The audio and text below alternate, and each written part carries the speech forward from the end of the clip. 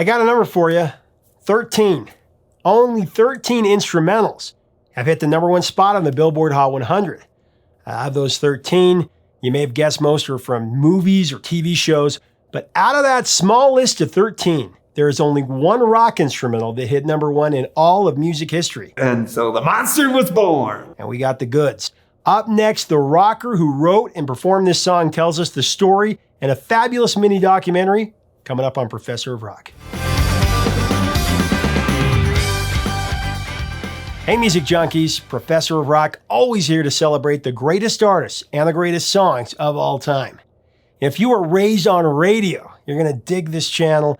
Make sure that you subscribe below right now to be a part of this music community. Click the bell so that you don't miss out on any of the interviews or videos. We got a lot of great interviews coming in 22. Make sure to get your tickets for our upcoming live series, Professor of Rock Live, and check us out on Patreon as well to help us produce these interviews and videos. There we give you more content. You can also check out our latest merch in the description or right up here. So it's time for another edition of our show, Revelations. This is where artists give us exclusive behind-the-scenes experiences about their biggest songs and biggest albums, insight you really won't find anywhere else. Today, I'm really excited to show you our sit-down interview with the great rock and roll scientist, Mr. Edgar Winter.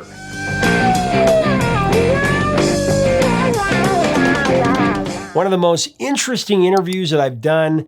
Edgar Winter is an amazing individual who has written some classic rock standards. There's Free Ride.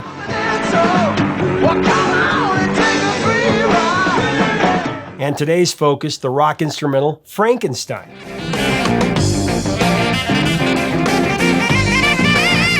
He tells a story about birthing this classic and recording it, how it rose to the top of the charts as the only instrumental to hit the #1 spot in the rock era, well, in any era.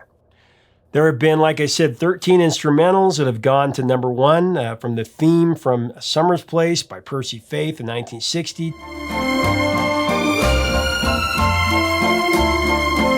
To Grazing in the Grass by Hugh Masekela in 68.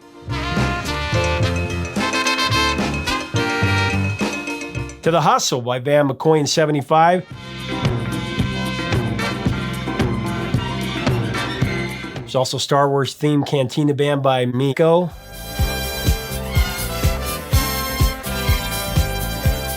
That was in 1977.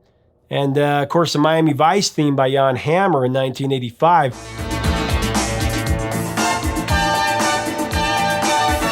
But only one rocker so far. There actually hasn't been a #1 instrumental hit since 1985.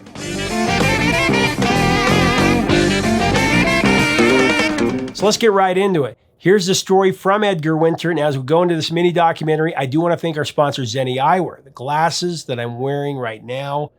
The best part about Zenni Eyewear for me, after wearing them exclusively for over 18 months and having had 15 different pairs, it's a variety of styles, the price point, and the features like Blue Blocks. I can get 3 or 4 pair for what I paid in the past for just 1 pair, and I don't get the headaches that I used to get from staring at screens every day with Blue Blocks. There's just so many things to love about Zenni. You can check it out at zenni.com today. Here's Edgar Winter.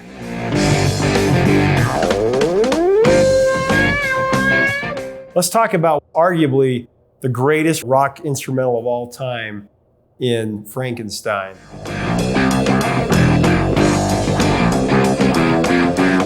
Now, on to Frankenstein. Yeah, like I don't know I if we have said, time for the whole story, but I had written the song years before when I was playing with Johnny. I wrote the riff, dun, dun, dun, dun, dun, dun, dun. And I said, oh, it's a cool blues riff, the Johnny's Blues Trio, it's like a cool walk on. And I played Hammond B3 and played an alto sax solo.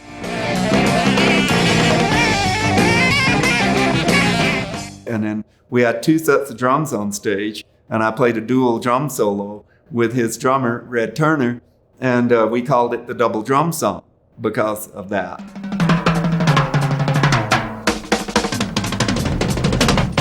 So when synthesizers came out, I happened to be the first guy to have the idea of putting a strap on the keyboard.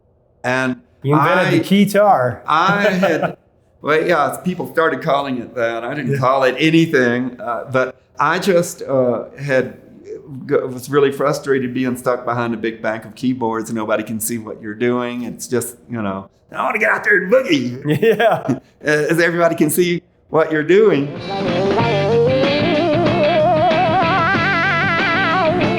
And when I saw this synthesizer at Manny's Music in New York, and there was the Moog, which was the big clunky unit, all one piece, but the R2600, which is the synthesizer that is used on Frankenstein, it has like the keyboard is a remote keyboard, and it's connected to the brain or the guts of the thing, which is this mad scientist-looking contraption with all kinds of knobs and sliders. Yeah.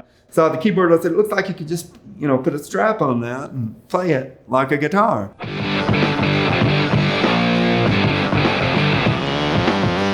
So I thought, well, now we need a song to feature this as an instrument and a showcase. And I said, I bet that old double drum song, we had played that all over the world. We played it at Albert Hall in London, and we played a version of it at Woodstock and forgot all about it.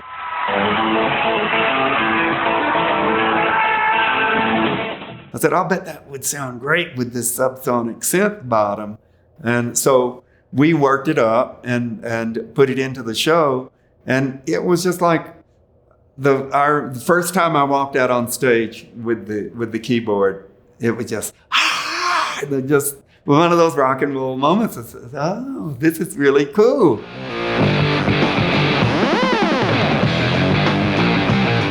I mean, I just thought of it as a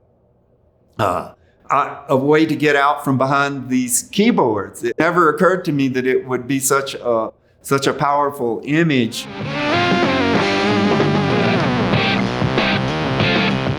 And then when it came to recording, we never intended to record that because it was like 15 or 20 minutes long. Yeah. And I kept writing different, as I would discover a new sound, back then you had to use patch chords and you had to understand wave synthesis, and it was pretty scientific. So the cardinal rule back in those days was tape is always rolling. So we just accidentally had some, 2 or 3 versions, like 15 or 20 minute versions of the thing. And at the end of the project, Rick said, well, maybe we could edit that into something. And back in those days, the only way to edit something was to physically cut the master tape. And it was and splice it back together. Like cutting a diamond. If you screwed it up, it was gone. So it was a great excuse to get even more blasted than usual and have this big end of the session, end of the project editing party. So we had the thing all cut up, lying all over the It was like draped all over the studio. Draped over the backs of chairs and on the console and on the couch. And we were just looking, trying to figure out how to put it back together. And Chuck Ruff, the drummer, mumbled the immortal words, wow, man, it's like Frankenstein. Drawing the analogy of an arm here and a leg there and pacing. As soon as I heard it, I said, wow, that's it, Frankenstein. I love that. And so the monster was born. It started a revolution because there were more songs that went to #1 in the 70s that were instrumentals than any other decade. I mean, you had The Hustle of Van McCoy. Do the hustle! And you had like Pick Up the Pieces, Average White Band. And the Star Wars Cantina. And then Herb Alpert's Hocus Pocus. Rise. Hocus Pocus was that year. And Theme Billy from Preston's... SWAT.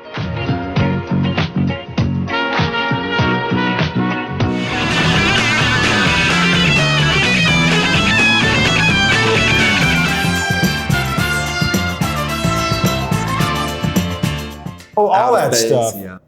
The other thing I wanted to ask you about is you also performed it over and over to get it right. And Rick Derringer, you'd said that said, let's just put these pieces together. And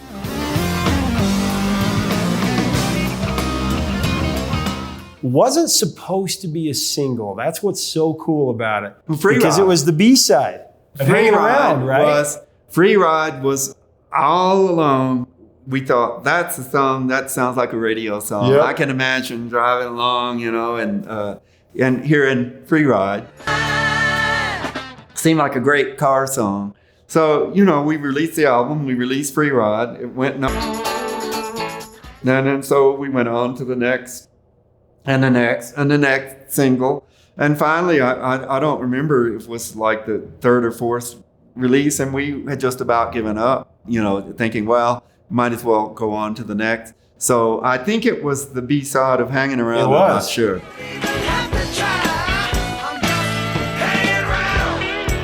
And it got flipped over by a DJ, and it just blew up.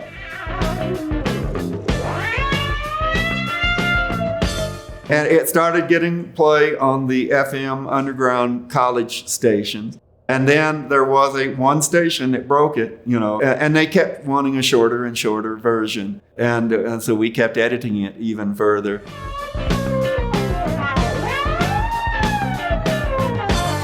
And I think they even had an editing contest where they sent it out to radio DJs, and people sent in edits of it.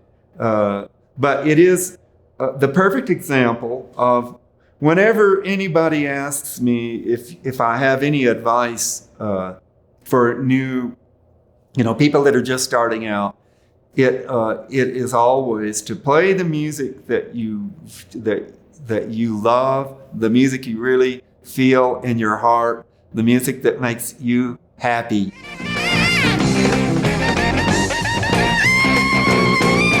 Free Ride.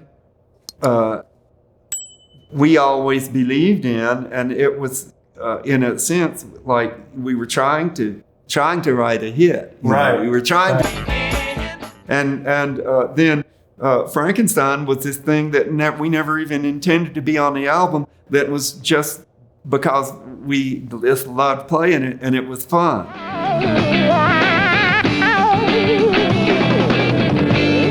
And it was like you at your best. Because Johnny used to love to introduce you on stage and with that song because you could play all the instruments. Yeah.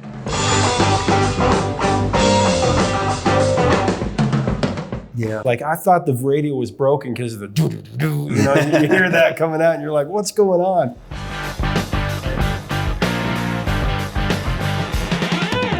Just one of those songs that boggles the mind, and it just makes you appreciate and love rock and roll.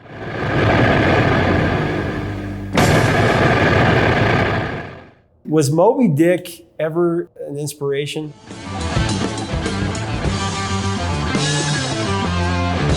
No, the whole thing just was a confluence of odd moments that just happened to gel and come together.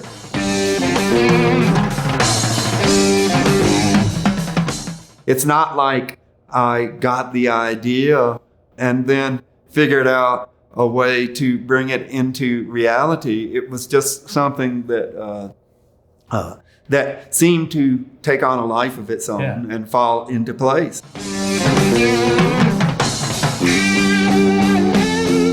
You look at all the elements, like the riff, the first riff could have, it could have just never gone any further than that.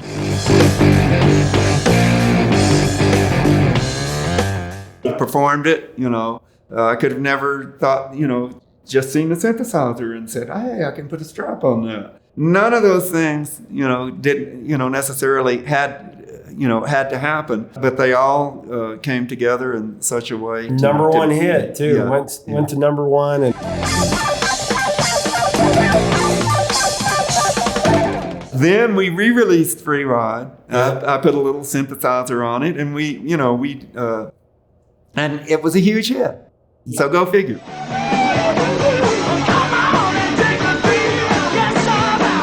Well, we're going to talk about that one. I want to ask you about some of the covers. Have you ever heard that They Might Be Giants version of it?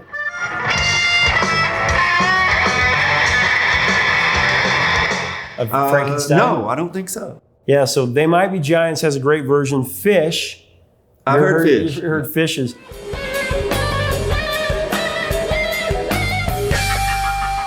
Another one was kind of cool is Flea of Red Hot Chili Peppers actually name checks you and says, have you ever seen Edgar Winter on the old gray whistle test? Play Frankenstein, it's incredible. And they start trying to play it. And you could tell that they're like, man, we need to learn that song. It's such a cool moment. You guys ever see Edgar Winter's version of Frankenstein on the old gray whistle test?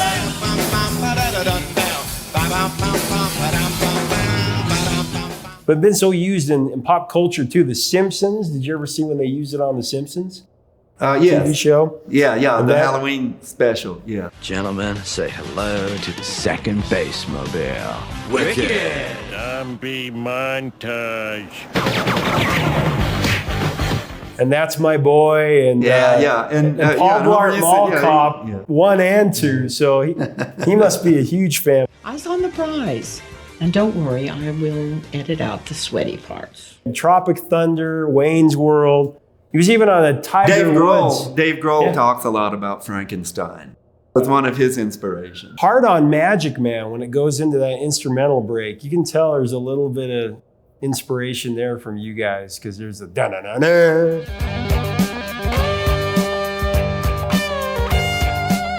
But I love hearing different people do different versions.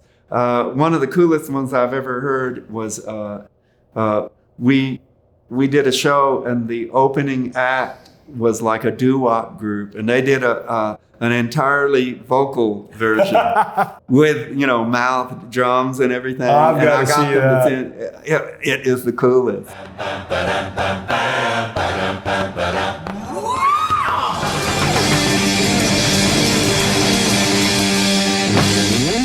Hey, leave us a comment about this rock classic, Frankenstein, and Edgar Winter. What are your memories of this song? First time you heard it? What is your take on instrumental songs? Why have there been so few that have been hits? Let us know in the comments. We'll have a good discussion. If you like this episode, be sure to subscribe below so that you never miss a show. We're putting out videos all the time, and we'd love to have you as part of our community where we talk all things music. Check us out on Patreon as well, and our merch. Help us keep the music alive. Until next time, 3 chords and the truth, my friends. Talk to you soon.